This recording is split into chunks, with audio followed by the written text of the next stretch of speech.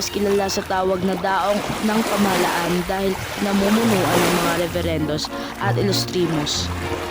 Sakay nito ang manlalakbay na nakasuot Europeo, mga praile at mga kawani ng pribadong tanggapan na nananabako habang tumitingin sa tanawin. Ang tanging babae lamang dito ay si Doña Victorina. Ang bagal naman ng vapor na ito. Hey! Ano ba ngayon maliit na bangka ngayon? Sa gabal sa daanan. Pati mga Indio, dito pa talaga sa ilog lumalaba at naliligo. Maga pa lamang iniinis na ako, mga pesteng Indio! Kapitan! Kapitan! Bakit sa bahaging iyon doon pumapesto ang iyong mga hangal na tauhan? Napakababaw roon, senyora. Bakit napakamahinawa ng takbo ng vapor na ito? Hindi ba pwedeng bilisan ang makina nito? Sapagkat sasadsad tayo sa palayan, senyora. Sinako, ang ilog Pasig ay masyadong paliko-liko. Dapat itong ituwid. Dahil dito, mabagal ang pag-usad ng vapor. Dapat palalimin nila ang ilog pa, di ba? May alam ka ba sa pagtas ng agam na ito, ha? Dahil sa Puente del Caprico na hindi natatapos. Nabi nilang mahina at marupok daw ito.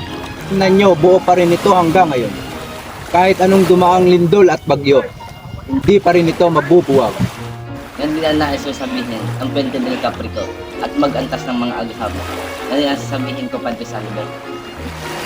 Ngunit hindi ibig sabihin na wala kayong katwiran dahil ang problema ay lawa. Dahil walang maayos na lawa dito sa Pilipinas. Dali lamang yan. Ngunit hindi ko batid kung bakit walang nakaisip nito. Kung dapat itong simulan ang paghuhukay sa isang matuwid na kanal. Bunganga ng Ilog Pasig hanggang sa lagusan ng Maynila. Ang tuwid na kanal na ito ay magsisilbing ilog at ang lupang nakuha dito ay itatambak sa luma. Hindi ka na nagsayang ng lupa. Napaikli pa ang oras sa paglalakbay. O di ba? Simple lang. Isang planong Yankee ang iyong naisip? Ipagkumin niyo, Senyor Simon, ngunit hindi ako sumang-ayon. Tila yata masyado magastos at kapinsala ang inyong panukala. Hindi, sumira ang kinakailangan. At saan naman kukunin ang salaping ibabayad sa manggagawa? Pagtrabahuin ng mga bilanggo at hindi sila babayaran. Ay, hindi sapat ang kanilang bilang, Senyor Simon. Kung kukulangin ay pagawain natin ang taong bayan. Ang mga matatanda, kabataan, bata ay pagtrabahuin sila. Sa halip na sa pilitan 15 araw, pagawain sila ng 3, 4, 5 buwan at pagdalhin sila ng sarili nilang pagkain at gamit. Para rin ito sa bayan, di ba? Subalit, Senyor Simon. Pag na kayong tumutol, Don Custodio, sa ganyang paraan lamang maisa sa katuparan ang mahalagang proyekto na walang kahit anong gastos. Sa ganitong sistema rin na itayo ang mga tanyag na istruktura sa iba't ibang bansa, gaya ng piramid, lawa ng Maures at ang Colosseum sa Roma. Sa tingin ko ay isa itong magandang ideya. At isa pa, pumupunta tayo sa Roma at Ehipto. Sinasamba ang mga paraon at ang pamilya Antonina. Huwag na tayo maglukuhan. Ang patay ay manatiling patay at ang tanging malalakas lamang ang kinikilala. Ngunit, Senyor Simon, ang panukalan yan ay maaari magdulot ng kaguluhan. Kaguluhan. Ha ha ha. Naghigmagsik ba ang mga taga-Ehipto kahit minsan? Lumaban ba ang mga binanggong Hudyo kay Tito? Ginoo, akala ko'y marami kayong malalaman tungkol sa kasaysayan. Hindi mga taga-Ehipto o Hudyo ang kaharapin ninyo.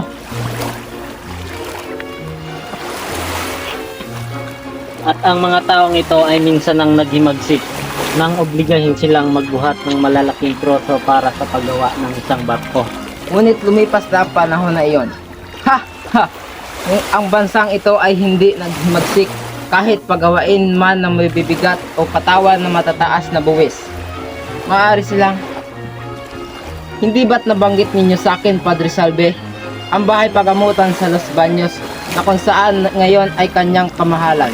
Hindi ba't kayo mismo ang nagsabing na itayo ang bahay pagamutan na iyon dahil sa pilitang pagpapagawa sa taong bayan sa pamumuno ng isang relihiyoso at sa mundo ng latigo? Maaring sa ganitong paraan din na itayo ang Puente del Caprico. Ngunit nag-aklas ba ang taong bayan? Hindi. Ang sinabi na ay sinabi. Kaya't huwag na kayong bumulong ng Latin. Padre Sibayla, Para ano pa, nandyan kayo mga praile. Kung mag-aklas din lang ang mga taong bayan. Amerikanong mulato! Nakilala siya ng Kapitan General sa Habana at sa aking palagay, pinahiram niya ito ng pera. Dahil dito, nagbabayad utang ang Kapitan General, kaya't pinahintulutan siyang pumarito at gawin ang naisin. Magpayaman sa pagbebenta ng mga alahas na maaaring hindi naman totoo. Napakawalang utang ng loob, matapos pirahan ng mga Indyo. Panukalang hindi sinasangguni sa mga taong matagal nang nanirahan dito sa Pilipinas ay hindi magdudulot ng maganda. Isang panukalang nangangailangan pag-ukulan ng malaking halaga. May isang bagay akong imumungkahi sa inyo. Bago ano pa man, may nasa akong ipanukala na mas payak, kapag-ipakinabang at para sa ikalililawa. Ano naman ang proyektong ito? Nakakita na ba kayo ng itik? Ang palagay, hinuhuli namin iyon sa lawa. Hindi yun ang ibig kong sabihin. Ang tinutukoy ko ay tulad ng mga inalagaan sa Pasig at Pateros. Alam niyo ba ang kinakain nila? Ngunit ano naman ang kinalaman ng proyektong ito? Gaya ng panangitik ang lahat na nilahan dito sa baybayin ng lawa. Makikita ninyo ang palalalimin ng mga itik ang ilog sa paghuhuli ng mga kain susok. Yan kasimple ang aking panukala. Pahintulutan po ba ninyo akong ilathala ang kanyang panukala? Ngunit doon sa studio, kung lahat ng tao sa lawa ay papaalagayin ng itik, ay dadami ang balot. Ew! Nakakadiri! Maaari ay tuburan na lamang ang lawang iyan. Hay nako!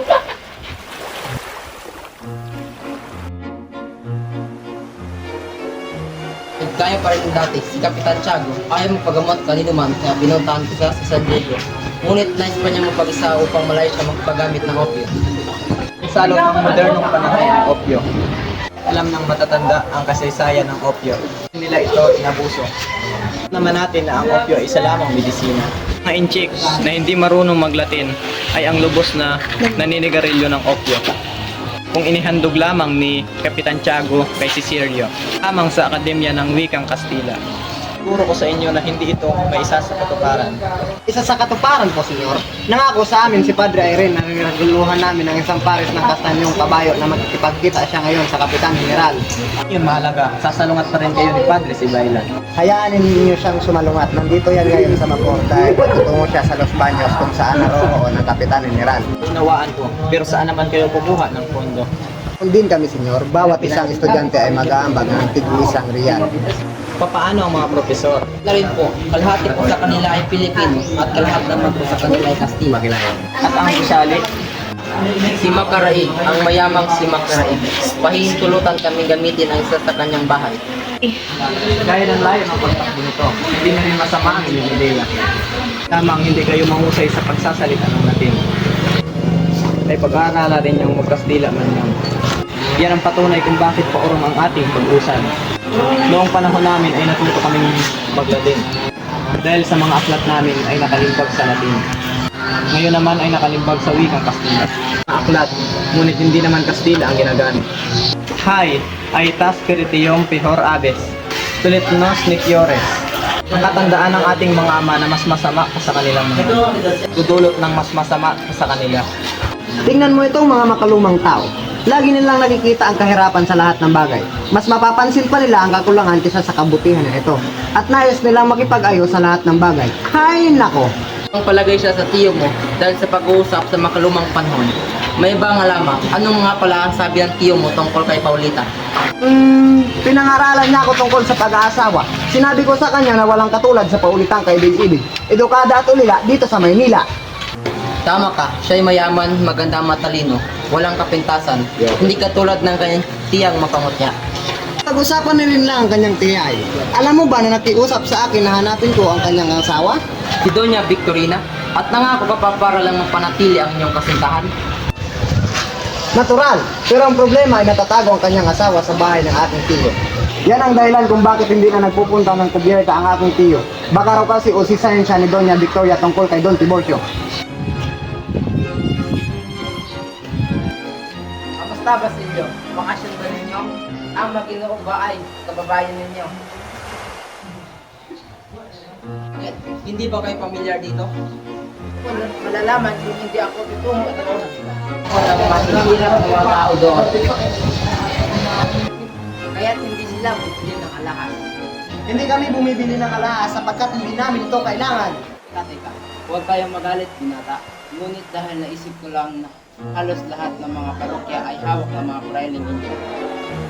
At ang mga praile ay mamamatay para sa mga parokya. At ang mga Franciscano ay kontento lang sa hirap na pagpupurahan. Kaya't pag-ibigay iyon. Maraming salamat sa inyo, ngunit hindi po kami uminom ng alak. Mali ang ginagawa ninyo. Mabuti ang alak sa katawan. Sabi nga ni Padre Camora ay kakulangan ng siglang bayang ito buhat sa mga naninirahang umiinom ng sobra. Sabihin niyo kay Padre Camora na kapag uminom siya ng tubig, makalit na alak sa iyo. At marahil makikinabangan ng lahat at hindi pagkaabalahan ng mga sabi-sabi. Sabihin mo sa kanya na matamis ang tubig at maaaring inumin. Nilulunod dito ang alak at pinapatay ang apoy. Kapag pinainitan ng tubig, ito'y nagiging singaw. Kapag ginangkala naman, ito'y nagiging dagat na wasak sa mundo. Magandang sagot. Pero nangangamba ako na anggapin ito ni Padre Camora bilang isang biro. At tatanungin ako kung kailan nagiging singaw ang tubig at kung kailan ito nagiging dagat. Kapag naiinitan ng tubig, ito'y nagiging singaw. Ito kapag ang maliliit na ilog ay pinagsama-sama. Pinag-ilos ng bungang kasawian sa mga pinuumpay ng mga tao.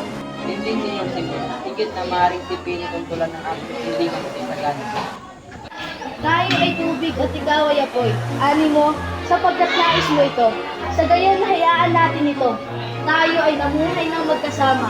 At ang apoy ay kailanman hindi tayo magkatagpo. Ngunit pinagbuklod ng marunong na siyensya sa pagkakakuluan ng maalab na sinapupunan. Nang walang galit, walang dahas, tayo ay umanyong singaw at ikalimang elemento, kasulong, buhay, liwanag at pagkilos. Pangarap, ang makina ay halos magkabanggaan. Samantala, kunin ko ang serbesa. Anong nangyari sa iyo? Ang taong nakaramdam ako sa kanya ng pangingilabot halos takot. Sinisi ko na kita, pero hindi mo pa rin ako pinapansin. Hindi nyo ba alam na tinatawag nila ang isang iyon na Mangin Cardinal ha? Ano? Kayo Mangdon Cardinal? O kaya itim ang kabunyan, kung gusto mo. Ha? Hindi kita maintindihan. O sige, ganito lang yun. Si Rosilio ay may tagapayong unggoy na tinatawag na abuling kabunyan.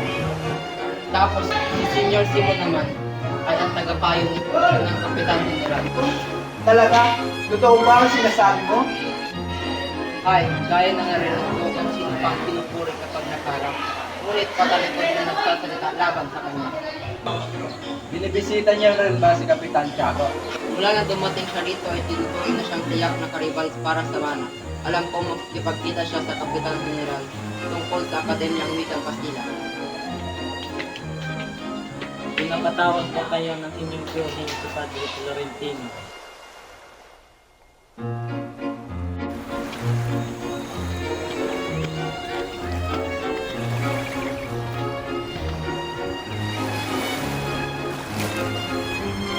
Masamang panahon, masamang panahon.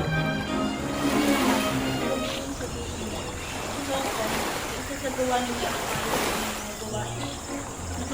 Nakapagtatayo nga kayo ng Rosario. Doon yun.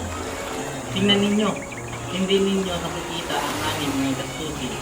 Ang mga nangungupahan sa aming mga biyernes ay nag-umpisa ng lamang.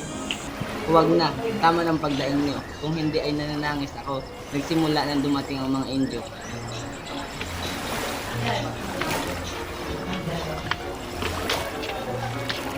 Lagyan ng galit. Hindi yun naabutan ng pinakamagandang bahagi. Yan yun. Nakakita na ako ng maraming ilog at tanawin, kaya interesado lamang ako sa mga bagay na nabibigay ng mga alamat. Mga alamat? May alam ko din dyan. Merong alamat. Ito'y tungkol sa isang bato na sagrado dahil panahin daw ito. Mayroon pang ibang alamat. Kulang ng alamat din doon yung Jeronimo. Maaari na ba ito?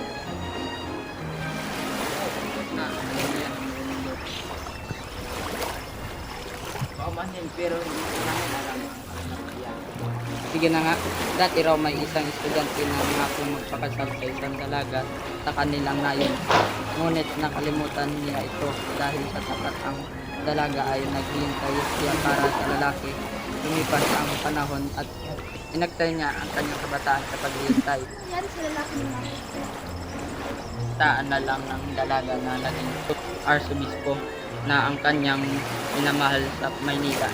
Dahil dito nagdamit ng panlalaki ang babae at pumunta sa Maynila para hanapin ang lalaki. Nagpakilala siya dito upang hinging tuparin ang pangako niya sa kanya. Imposible ang hiling na ito, kaya nagpatayo ang arsobispo ng isang kuweba kung saan naninirahan ang babae.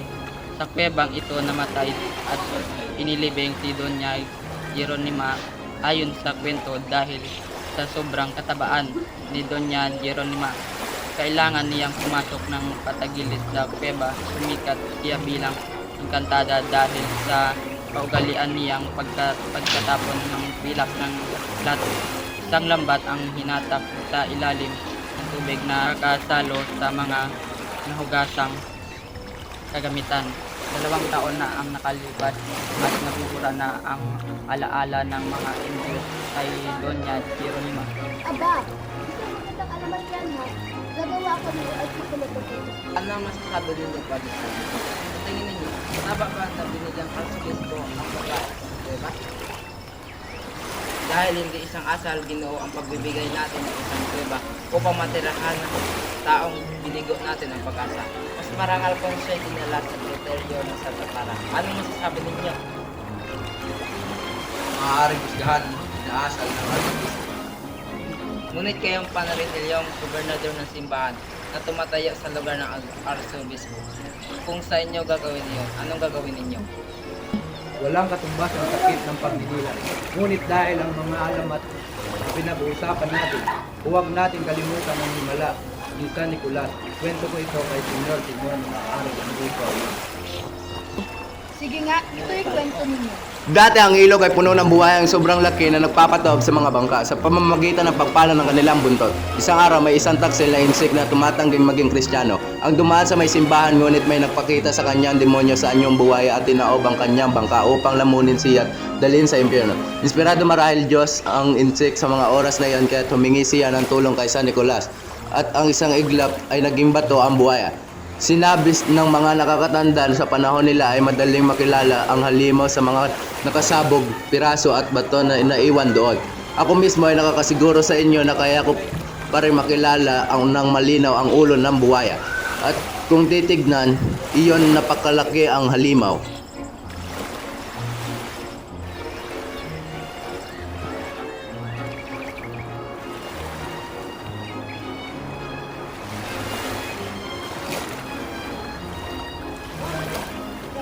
Nakakamanghang alamat. Napakagandang batayan para sa isang article. Ang mga katangian ng halimaw, ang tubig ng ilog, ang mga palumpo ng damo. Mainam na paksa sa pag-aaral ng reliyon. Kakatuwa ang Inchek na nakahingi ng tulong sa kalagitnaan ng panganib sa isang santong danilin niya lamang sa iba at hindi niya paniniwala. Tungkol sa dalawang bagay, dalawang katanungan na maaari niyong isama sa inyong article. Una, anong maaaring nangyari sa inyo? Kapakita dito sa sarili na bigla na lamang kulong sa isang bato. Tumakas ba ito? Nanatili ba siya doon? Dalawa, maaari bang ang mga matitigas na hayop na aking nakita sa iba't ibang museo sa Europa ay biktima ng isang kalumang santo? Sino nakakalam?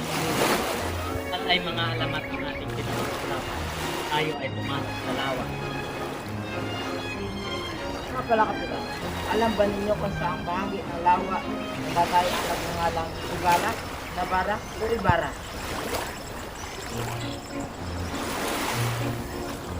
Ay oo, saan kapitan? Maaari bang may naiwan na bakas sa katubigan? Tumingin kayo roon, ayon sa maganda ng pagtugis, nagpatanto ni Ibarra na papalibutan na siya ng gardya ay tumalon siya mula sa malapit na kinabutasan. Pagkatapos ilubangay siya ng distansyang mahigit sa 2 milya, pinaulanan siya ng bala tuwing naangat ang ulo sa paghinga. Sa mas malayo ay nawala ito ng paningin na tumigil sa kanya. Pag distansya malapit sa baybayin, nakita nilang tubig na nagkulay dugo na. Kasama ng kanyang ama, hindi ba isa rin siyang pilibustero, isang rebelde, Padre Salvi? Iyan ay talagang walang kwentang libing, di ba, Padre Camora? Hahaha! Lagi kong napapatunayang mga rebelde ay siyang hindi nagbayad ng maranyang libing. laban ng pagtutulog. Kung ganoon, hayaan ninyong sabihin ko sa inyo na hindi ba't tinatawag mo itong isang patak ng tubig lamang? Nagkakamali kayo, sapagkat lawang ito ay mas malaki pa sa anumang lawa sa Suiza at sa pinagsama-samang lawa sa Europa. Nakakita na ako ng datihang manlalakbay na sumama ang pakiramdam dito.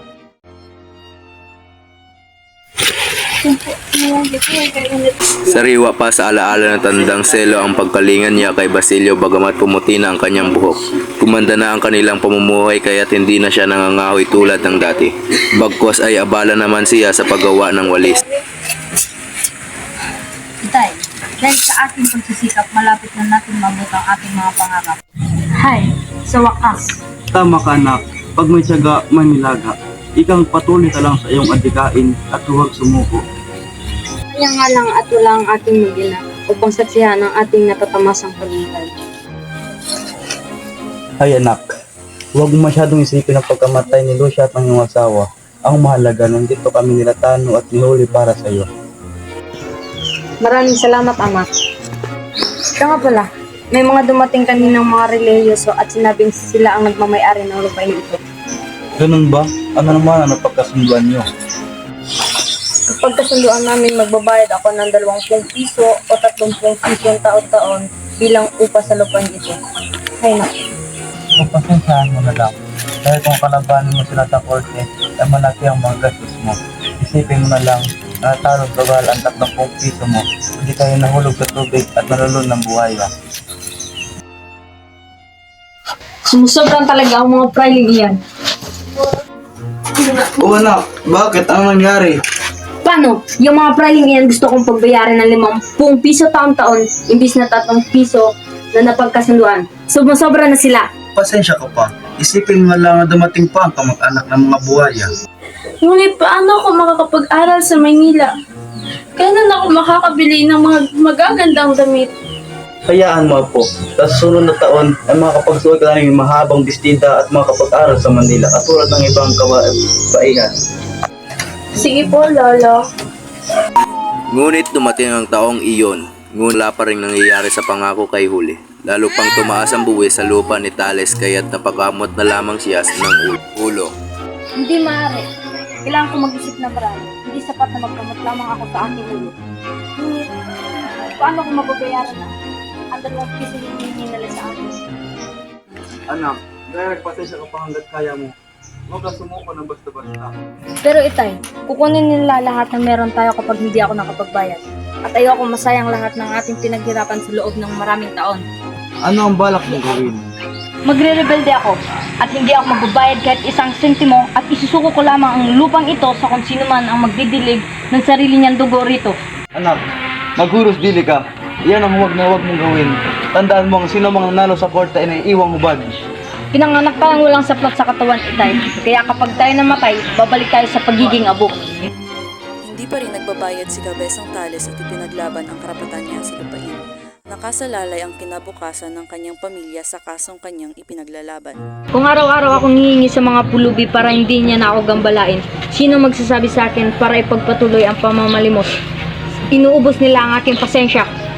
Walang sino man ang naka-impluwensya kay Tales na umatras sa laban. Maging ang gobernador ay kinausap siya upang takutin ngunit hindi siya natinag dito. Anak, hindi ka ba nababahala sa sitwasyon mo? Maging ang gobernador ay kinausap ko na. Ngunit hindi ka pa rin natakot o nagpa-apekto man lang. Walang sino man ang makakapagpigil sa akin. Hindi ko isusuko ang lupain ito. Maliban na lamang kung may masigit pa sa akin. Natalo si Cabezang Tales laban sa mga Praile ngunit umapila siya sa laban dito. Halika rito! Tanay! Tulungan niyo! Itay, anong gagawin natin? Di ko alam. Kailangan ko magbayad sa mga abogado. Kapag nanalo ako sa kaso, alam ko kung paano siya mababaw muli. At kapag natalo ako, hindi ko rin na naman siya kinakailanganan pa. Dinala niya ang kanyang baril at nagpatrolya sa paligid ng lupain. Marami na ang nangyari paglipas ng ilang buwan. Pinaghinalaan ding mamamatay tao si Cabezang Tales dahil sa pagdadala niya ng baril. Dahil dito ay ipinag-utos ng Kapitan General na ipagbawal ang pagdadala ng baril at kukumpiskahin ang mga ito sa sino mang magtangkang lumabag sa kautusan. Ay naku anak, anong laban ang itak sa armas ng mga tulisan? Kailangan kong protektahan ng mga binungkal ko. At sa bawat makikitang umusbong sa lupaing iyon, ay katumbas ng buti ng asawa ko. Isinuko naman ni Tales ang kanyang baril ngunit nagdala pa rin ng itak. Ano po ang gagawin natin, Lolo? Natatakot po ako para kay Itay. Tingin ko ay kailangan nating manghingi ng tulong sa Gobernador Silio, sa hukom, sa eskribador at sa teniente Guardia Civil. Kung maaari, ibenta mo ng natira sa iyo. Sadyang napakalupit ang tadhana para sa atin. Paano kung hindi pa sapat ito upang pagbayad sa mga tulisan? Maaari nang matapos ang palugit nila sa atin na 2 araw. Kung hindi, ay pupugutan nila si Itay. Hayaan mo Iha, huwag kang mawala ng pag-asa. Isang araw ay nahuli si Tales ng mga tulisan at natalo siya laban sa mga ito. Sa tingin ko, Huli, isangla mo na lang ang inyong bahay sa halagang 250 piso at bayaran mo na lang kapag nanalo na sa kaso. Ngunit hindi ko po ito maaaring gawin. Ito na lamang ang natitirang pag-aari namin. Nabalitaan ko ang inyong sinabi. Papautangin kita ngunit sa isang kondisyon. Maraming salamat po. Lahat ay aking gagawin para lang sa aking ama. Manildihan ka bilang patulong sa akin.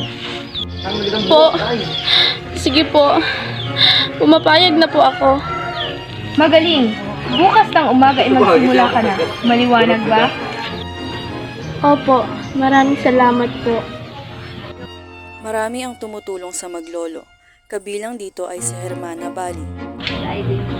Hindi ko na maaaring mahalin si Basilio sapagkat malalaman niyang mas pinili kong magdusa kaysa ibenta ang kanyang lakit. Paalam, mahal ko.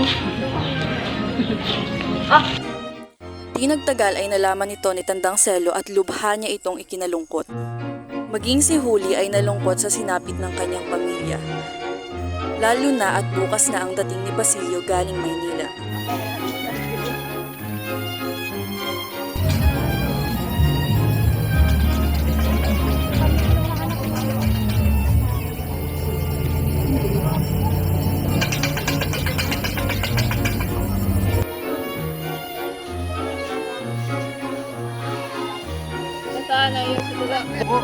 Mukhang naiwan ka yata yung senyor. Anong pasensya? Hindi maaari yun. Bumaba ka sa iyong karwahe.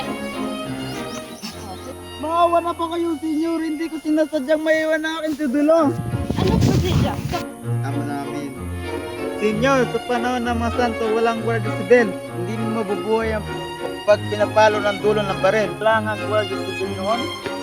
Siyak nga mapapayan sa pilitan. Yang itim na sa gitna ng mga Espanyol.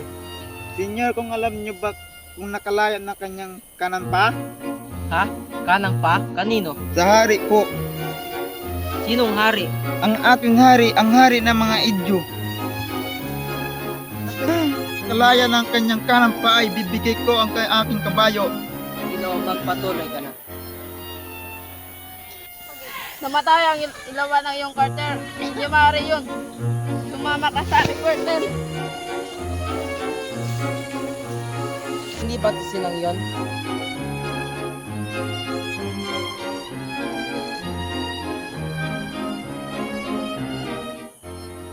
Diyan namin, Senyor Simon.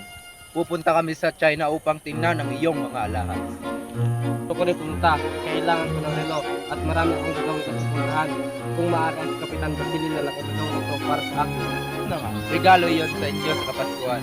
Hindi ko matatanggap dyan, Kapitan. Usapan na lang yan natin pagkatapos. Nais ko ng magandang hikaw na may mataas na kalidad. Saka na lang natin pag-usapan ang halaga. Huwag kang mag-alala, Padre. Ako nang bahala sa'yo. Itong taong ito'y walang pinapalampas. Pagninegosyo kahit saan, bibili ng alahas sa kalahating presyo at ibibenta bilang pakilan. Lahat ng tao na pagnegosyo maliban sa amin. Namatay na ang lalaking tagapangalaga ng kagubatang iyon. Ngunit tumanggi ang kora ng mahirap na misa kat mayayaman na sila. O, ano po ang kanyang ikinamatay? Ay, namatay siya sa kanyang katandaan. Matay sa katandaan? Wala na po ba kayong ibang balita? Kung namatay lang sa sakit, Hay, dinugat nila sa kabisang sales. o, kawawa naman po ang kanilang sinapit. Kamusta naman po si Huli?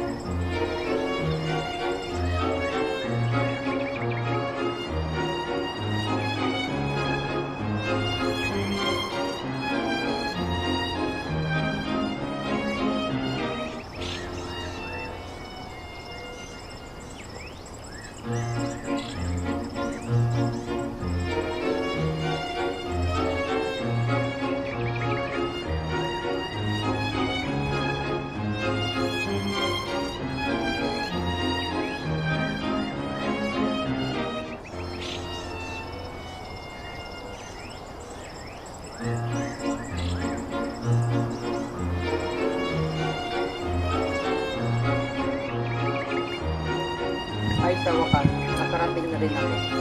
Matapos kong bagtasin ng burot at ilog, muli ko makakapiling ng aking ina. Nasamantala ko ng pagkataon upang dalawin ka rito aking ina, dahil bukas magtutubo na ako sa tahanan ng kabilang namin. Inay, nanguli na ako sa inyo ni Crispin. 13 taon na ang nakaraan magmula nung nawala kayo. Salamat na nga lang at may mga taong tumulong sa akin nang kayo'y mawala. Katulad ng lalaking tumulong sa akin para kayo'y iliging at si Kapitan Tiago ay gumugtog sa akin at nagpaaral. Magpasa hanggang ngayon, malapit na akong magtapos ang aking pag-aaral ng medisina. Aking ina, kahit wabugas siya ang nais ni Kapitan Tiago para sa akin.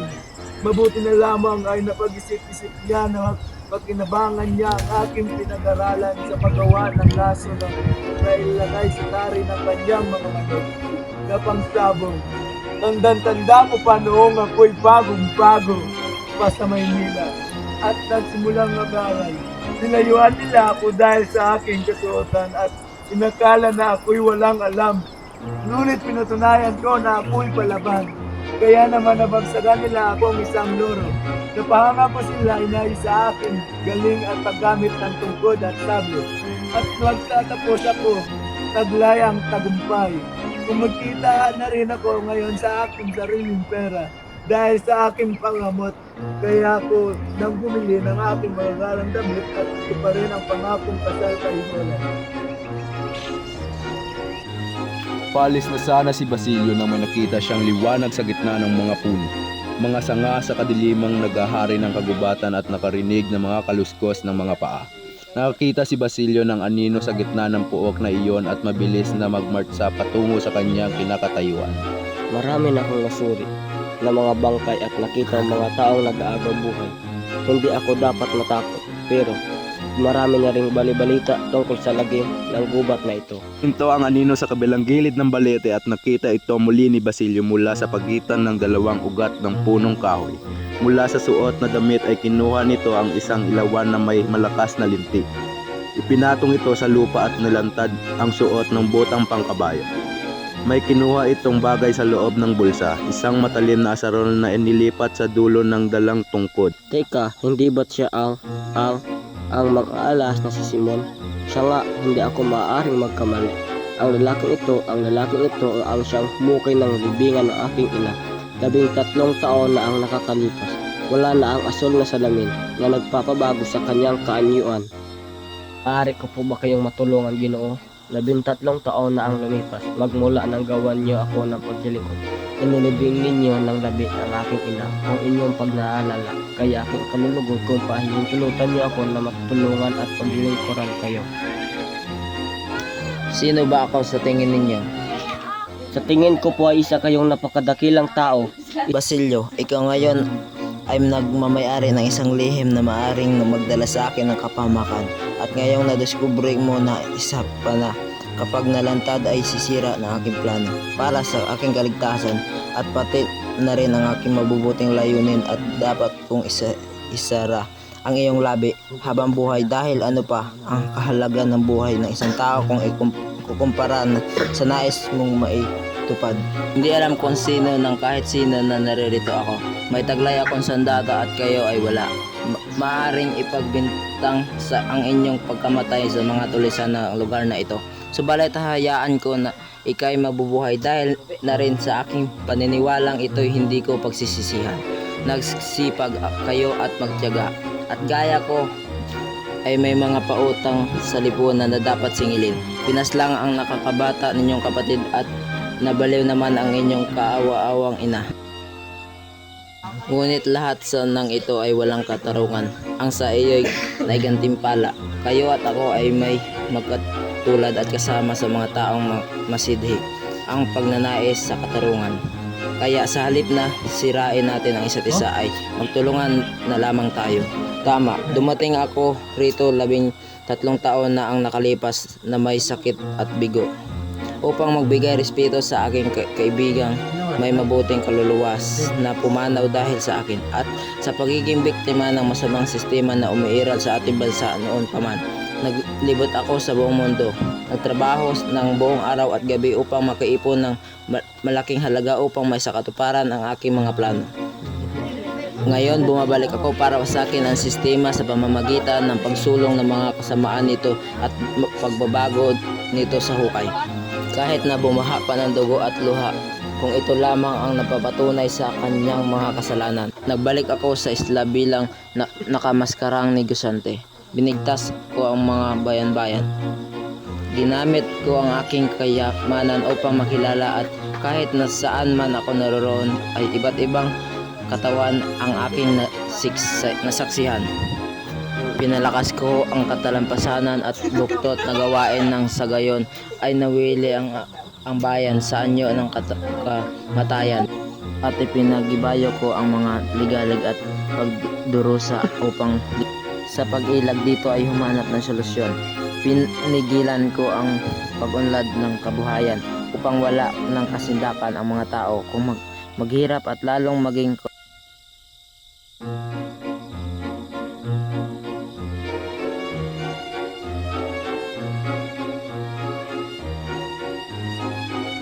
kalunos-lunos. Ipinagpatuloy ko ang pangangkam upang magdahop ang bayan. Hindi pa ito ang naging sukdulan ng aking kaligayahan. Pinukaw ko ang pag-asa at sinugatan ang mga tao sa kanilang masilang bahagi. Ngunit nang malapit ko na mapabulok ang sistema na ay saka naman kayo dumating. Kayong mga kabataan na punong-puno ng pangarap, subalit kulang naman sa karanasan. Magkabuklod ninyong pinagsikapang mapalapit sa Espanya sa pamamagitan ng kwintas na rosas, ngunit ang totoo'y nakakadina kayo ng matigas na bakal. Humingi kayo ng pagkapantay-pantay ng karapatan, ang paggagab sa Kastila ng inyong pag-uugali, ngunit hindi ninyo namamalayang ang hinihingi ninyo ay kamatayan at pagkasira ng inyong bansa at pagbubunyi ng pangalipin. Ano ang mangyayari sa inyo sa hinaharap? Isang liping walang pagkakilanlan, isang bansang nahubda ng kalayaan. Lahat ng tungkol sa inyo ay maging hiram, maging ang inyong kapintasan. Gusto ninyong maging parte ng Espanya at kung sakali namang ipagait ito ay hindi naman lamang kayo makakaramdam ng hiya. At kung sakaling maibigay ito, anong gagawin ninyo? Pinakamainam na sa inyo ang maging kabilang sa mga bansang naghihimagsik at nagpapatupad ng digmaan, at maging katulad ng mga republika sa Timog Afrika na walang kakontentuhan. Bakit pa kayo naghahangad na matutuon ng wikang Kastila? Gusto ninyo pa bang madagdagan ang higit na sa 4 na wika sa Kastila? Walang duda, lalong titindi ang hindi pagkakaunawaan. Kabalikaran, ang pagkakaroon ng kaalaman sa wikang Kastila ay maaaring makapag-isa sa ating ng gobyerno na siya namang nagbubuklod sa buong kapuluan. Malaking pagkakamali. Hinayaan ninyong madala ang inyong mga sarili sa mga matatamis na saleta na hindi pinag-aralan, ang mga bagay-bagay para siyasatin ng mga epektong makukuha ninyo sa ganyan. Ang wikang Kastila ay hindi kailanman magiging pangkaraniwang wika ng bansa. Hindi ito bibigyasin ng mga tao dahil walang katugma sa kanilang iniisip at nadarama ng kanilang puso. Ang bawat bayan ay may sariling wika at damdamin. Ano ang mga mapakinabangan ninyo sa wikang niyan? Papatayin ninyo ang pagkakamamayan ninyo sa bansang ito.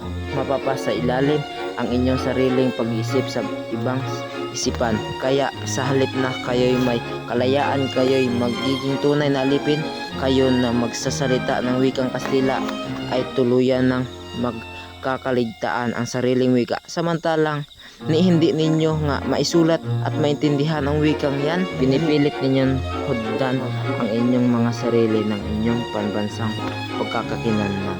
Nakalimutan ninyo na hanggat iniingatan ng mga tao ang kanilang wika ay mapapanatili ang kanilang kalayaan.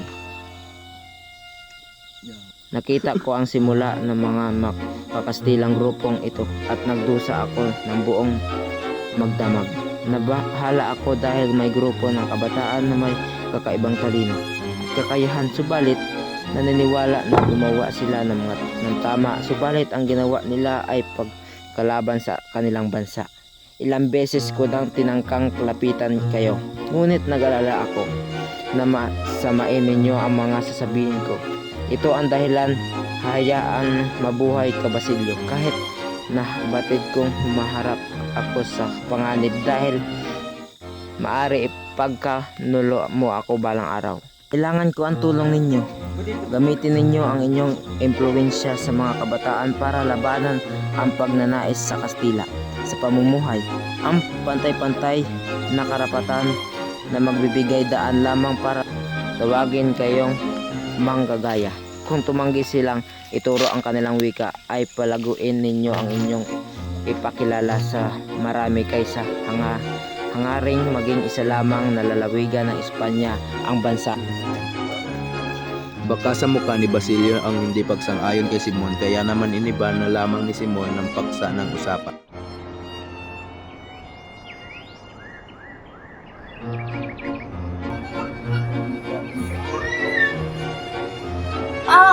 Hindi mala ng mahal na Bertel.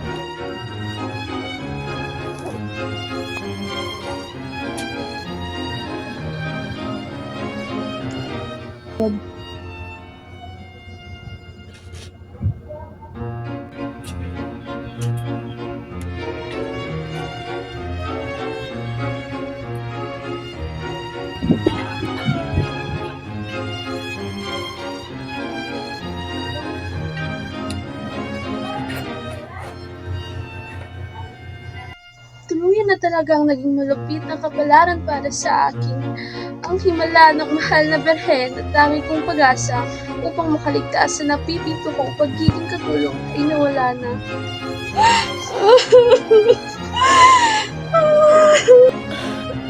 Dapat ko na rin siguro kalimutan si Basilio sapagkat ang isang taong may mataas na pinag-aaralan na tulad niya ay malabong tuparin ang pangakong kasal sa isang babaeng katulong lang. Lapit na akong umalis kaya dapat na akong maganda. Magtitimpla ko muna ng salabat ang lolo.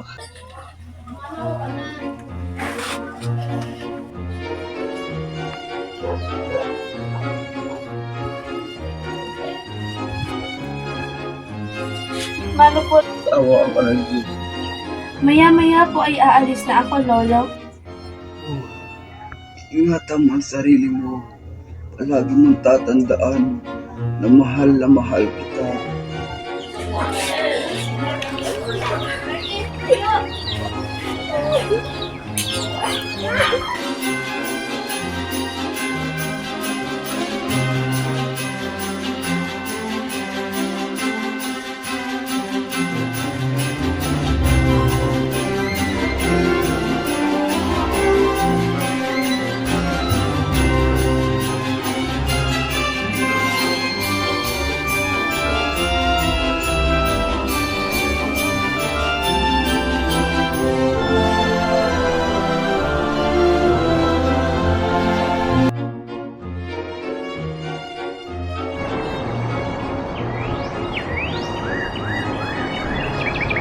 Balitaan niyo ba ang nangyari sa pamilya ni Cabezang Tales? Alam nyo ba? Grabe namang kamalasan ang nangyari sa kanila. Muli, hinirang ako upang susunod ang mga anak na hawak ng mga turista na may hawak sa Amerika. Hindi ako may kasalanan. Sinabi ko lamang na may mga armas sa mga tulisay. Kahit pa alam ko na pagkakasuluhan dito sa mga guardia civil. Walang dudang nanalagay sa kapahamakan at kawawang si Tales. Basta, wala akong kasalanan. Ang kaawa-awang nyo na lang. Dalaga ka na, subalit hindi mo pa din alam ang tamang paraan ng pagdarasal. Mabuti na lamang at napunta ka sa aking poder. Maililigtas na kita sa pagkasunog sa walang hanggang apoy. Siguro nga ay binigyan ng pamilya mo ng problemang matitindi para mailapit kita sa Panginoon. Basahin mo ng 50 beses ang libro ni Tandang Basyo Makunat. Makatatanggap ka ng indulgensya, sinasabi ko sa iyo.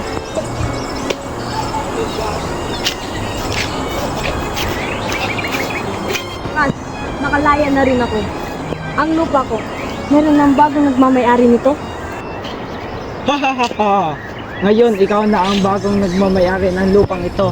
Ha. Dapat kang magsipag at pagyamanin ang lupang ito. Ha. Ang mga walang hiyang iyon, ako ang nagpakahirap upang palaguin ang lupang iyon.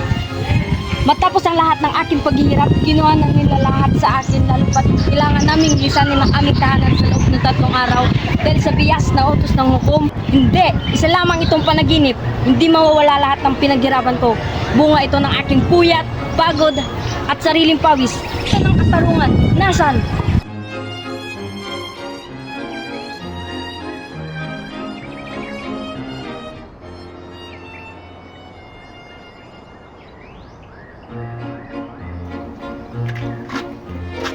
Magandang araw, Ginoo. Tuloy po kayo. Magandang araw din sa iyo. Mapo po kayo rito, Ginoo. Mahal na Ginoo, kung inyo po sanang pahintulutan, ay nais ko sana mapalipas ng ilang araw dito sa inyong tahanan. At para sa akin, ito ang pinaka-komportable at isang magandang lugar para sa aking pakikipagkalakaran. Isa pong karangalan ang makasama ang tulad niyo dito sa panandaliang panahon dito sa aming abang tahanan. Maaari po kayong manatili dito hanggang sa gusto niyo. Tama't mahal na Ginoo, subalit matanong ko lang, sapat kaya ang aking revolver para protektahan ang aking sarili? Nabalitaan ko kasi na maraming tulisan ang nagkalat dito ngayon. Meron silang mga armas na kayang pumutok ng pangmalayo. Ang revolver na ito ay hindi pang malapitan. Tingnan ninyo. Higit na 200 metro ang layo noon. Ngayon, maaari ba ninyo sabihin sa akin kung sapat na ito?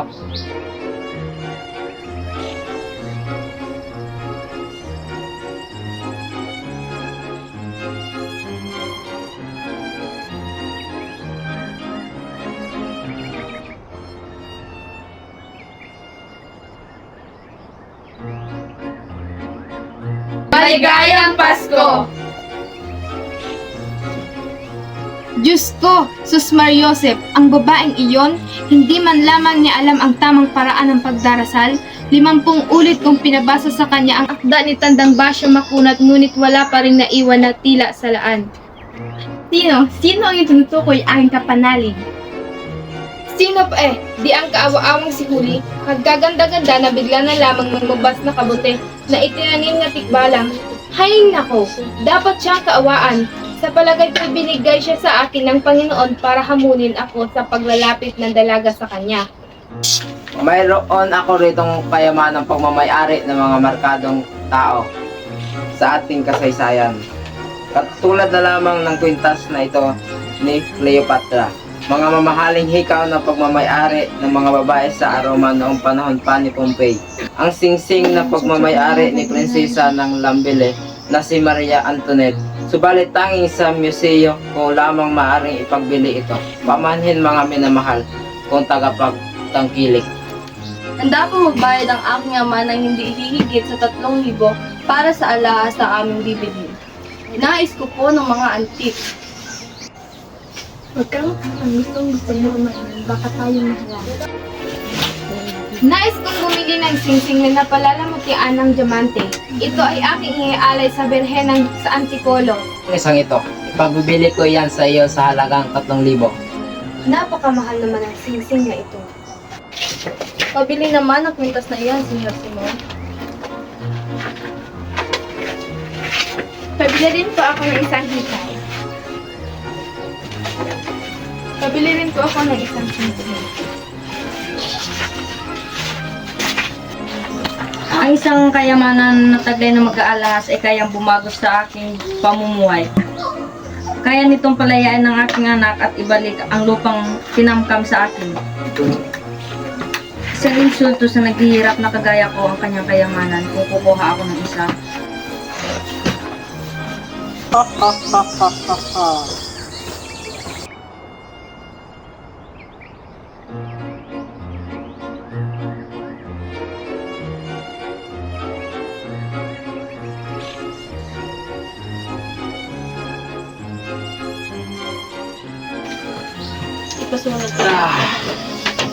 Bakit naririto ang aking recorder?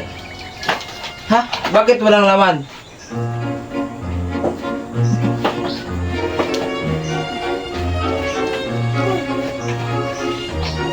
Bakit?